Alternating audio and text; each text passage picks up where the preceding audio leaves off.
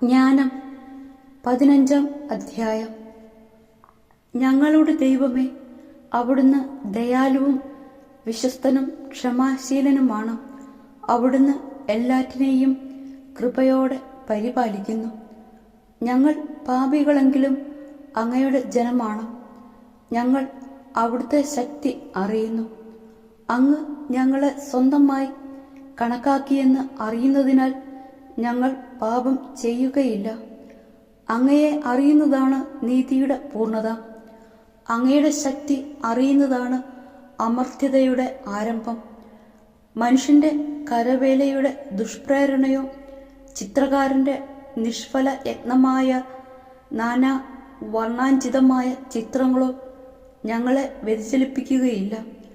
അവയുടെ രൂപം മൂഢരെ ആവേശം കൊള്ളിക്കുന്നു. നിർജീവ വിഗ്രഹങ്ങളുടെ ജഡരൂപം അവരെ മോഹിപ്പിക്കുന്നു. അവ നിർമ്മിക്കുകയോ ആഗ്രഹിക്കുകയോ ആരാധിക്കുകയോ ചെയ്യുന്നവർ തിന്മയുടെ കമിതാക്കളാണ്.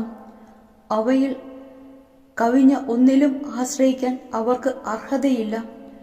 കുശവൻ കളിമണ്ണ് കുഴച്ച് കിണഞ്ഞു പരിശ്രമിച്ച് ഉപയോഗയോഗ്യമായ പാത്രങ്ങളുണ്ടാക്കുന്നു.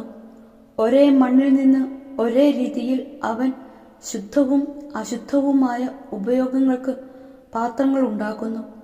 ഓരോന്നിന്റെയും ഉപയോഗം അവനാണ് നിർണയിക്കുന്നത്. അല്പകാലം മുൻപ് മണ്ണുകൊണ്ട് നിർമ്മിക്കപ്പെട്ടവനും അല്പകാലം കഴിയുമ്പോൾ തനിക്ക് കടമായി ലഭിച്ച ആത്മാവിനെ ദാതാവ് ആവശ്യപ്പെടുമ്പോൾ തിരിച്ചേൽപ്പിച്ച് മണ്ണിലേക്ക് മടങ്ങേണ്ടവനുമായ മനുഷ്യനാണ് വിഫലമായി അതേ മണ്ണിൽ നിന്ന് വ്യാജ ദൈവത്തെ മെനയുന്നതും. തനിക്ക് മരണമുണ്ടെന്നോ തന്റെ ജീവിതം ഹ്രസ്വമെന്നോ അവൻ ചിന്തിക്കുന്നില്ല. എന്നാൽ അവൻ സ്വർണം, വെള്ളി എന്നിവയിൽ പണിയുന്നവരോട് മത്സരിക്കുന്നു. ചെമ്പുപണിക്കാരെ അനുകരിക്കുന്നു. വ്യാജ ദൈവങ്ങളെ ഉണ്ടാക്കുന്നതിൽ അഭിമാനിക്കുന്നു. അവന്റെ ഹൃദയം ചാമ്പലും പ്രത്യാശ കുപ്പയേക്കാൾ വില കുറഞ്ഞതും ജീവിതം കളിമണ്ണിനേക്കാൾ നിസ്സാരവുമാണ്. തന്നെ സൃഷ്ടിക്കുകയും പ്രവർത്തന നിരതമായ ആത്മാവിനാൽ പ്രചോദിപ്പിക്കുകയും ജീവചൈന്യത്തെ തന്നിലേക്ക് പ്രവേശിപ്പിക്കുകയും ചെയ്ത ദൈവത്തെ അറിയാൻ അവൻ വിസമ്മതിച്ചു. നമ്മുടെ അസ്തിത്വത്തെ അലസവിനോദമായും ജീവിതത്തെ ആദായകരമായ ഉത്സവമായും പരിഗണിച്ചു. ഹീനമാർഗങ്ങളിലൂടെ പോലും മനുഷ്യൻ കഴിയുന്നത്ര പണം സമ്പാദിക്കണമെന്നാണ് അവൻ പറയുന്നത്. ജഡപദാർത്ഥത്തിൽ നിന്ന് ദുർബല പാത്രങ്ങളും കൊത്തു വിഗ്രഹങ്ങളും നിർമ്മിക്കുമ്പോൾ താൻ പാപം ചെയ്യുകയാണെന്ന് അവൻ എല്ലാവരെയുംക്കാൾ നന്നായി അറിയുന്നുണ്ട്. ശിശുക്കളുടേതിനേക്കാളും ബുദ്ധിഹീനവും ശോചനീയവുമാണ് അങ്ങയുടെ ജനത്തെ മർദ്ദിക്കുന്ന ശത്രുക്കളുടെ നില.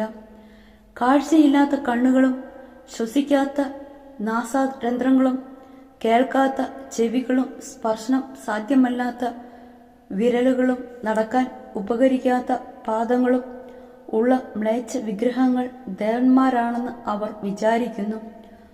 വായ്പ വാങ്ങിയ ചൈതന്യം മാത്രമുള്ള മനുഷ്യൻ ഉണ്ടാക്കിയതാണ് അവ. തന്നെപ്പോലെ തന്നെ ഉള്ള ദൈവത്തെ സൃഷ്ടിക്കുക ഒരുവനും സാധ്യമല്ലല്ലോ. അവൻ മർത്യനാണ്. അവന്റെ അനുസരണമില്ലാത്ത കരങ്ങൾ നിർമ്മിക്കുന്നതും മൃതമാണ്. അവൻ ആരാധിക്കുന്ന വസ്തുക്കളെക്കാൾ അവൻ ഉത്കൃഷ്ടനാണ്. അവന് ജീവനുണ്ട്, അവയ്ക്ക് അതില്ല.